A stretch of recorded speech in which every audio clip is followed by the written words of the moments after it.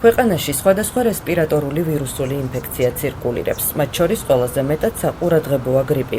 ზამთრის სეზონზე ასეთი სახის დაავადებები უფრო აქტიურდება. განსაკუთრებით რისკ ჯგუფებს წარმოადგენენ ასაკოვანი ადამიანები, ქრონიკული დაავადებების მქონე პირები, ორსულები და ბავშვები. მნიშვნელოვანია ამ დროს ვიცოდეთ, რა სიმპტომები ახასიათებს, როგორ ვმართოთ ვირუსის ახლის პირობებში და რა დროს უნდა მივმართოთ ექიმს. როგორც თბილისის სახელმწიფო სამედიცინო უნივერსიტეტის პროფესორმა პედიატრმა ნინო თოთაძემ განმარტა, გრიპით ინფიცირების შემთხვევაში დამახასიათებელია სისუსტე, ტემპერატურის მატება, თავის ტკივილი, სახსრების ტკივილი და უმადობა. საქართველო იმ კლიმატურ სარტყელში იმყოფება, სადაც რესპირატორული ვირუსული ინფექციები, მნიშვნელოვნად გრიპით ინფიცირების რისკი მატულობს და შესაბამისად უფრო მაღალ ნიშნულს ადის ზამთრის თვეებში.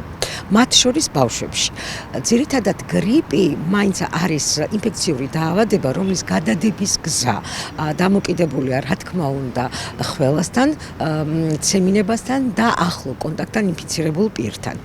ძირითადად დღევანდელ დღეს მაინც ოფიციალური მონაცემებით სჭარბობს ის ვირუსული ინფექციების ის ტიპები, როგორიც არის A ტიპის ვირუსი, H1 ვირუსი, H3 და B ტიპის ვირუსები და ასევე მოცირკულირე სხვა ვირუსები. მნიშვნელოვანია, რა თქმა უნდა, პრევენციის კუთხით ამ შემთხვევაში, რომ მაქსიმალურად განსაკუთრებულად ბავშვები და ასევე სხვა რისკის ჯგუფი მყოფი ადამიანები, როგორიც არის 0-დან 5 წლამდე ასაკის ბავშვები და მით უფრო 0-დან 1 წლამდე ასაკის ბავშვები, ასევე 60 წელს გადაცილებული პირები, სუსტი იმუნური სისტემისა და ქრონიკული დაავადებებით დაავადებული ადამიანების მაქსიმალურად მოერიდონ შესაბამისად დახურულ სივრცეში თავშეყრის ადგილებს, ან გამოიყენონ, რა თქმა უნდა, პირბადე და შესაბამისად მნიშვნელოვანი პრევენცია არის ამ შემთხვევაში დეზინფექცია ხელის.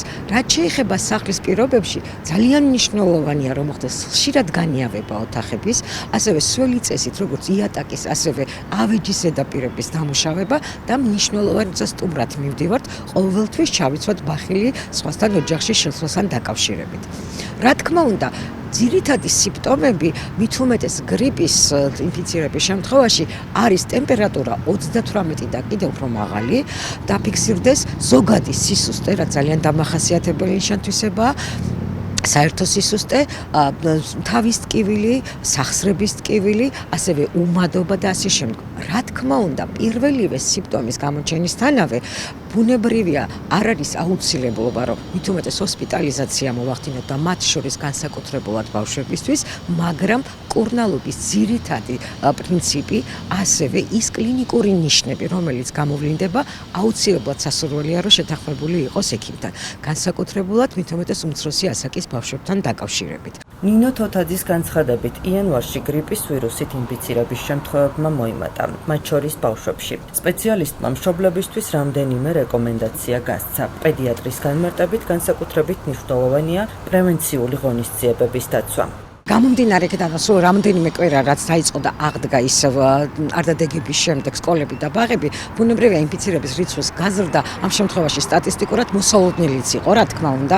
მე კიდევ ერთხელ ვსაუბრობ, რომ რა თქმა უნდა, ერთ-ერთი მნიშვნელოვანი ჯგუფი დაცვა ვირუსებისგან და განსაკუთრებულად გრიპის ვირუსისგან მნიშვნელოვანი არის, რა თქმა უნდა, იზოლირება და ბუნებრივია, ვთქვათ, იმ შემთხვევაში თუ კი ვაატყობთ, რომ რაიმე სიმპტომი აქვს ბავშვს, რა თქმა უნდა, ნუ გაუშვოთ სკოლაში და ბაღში.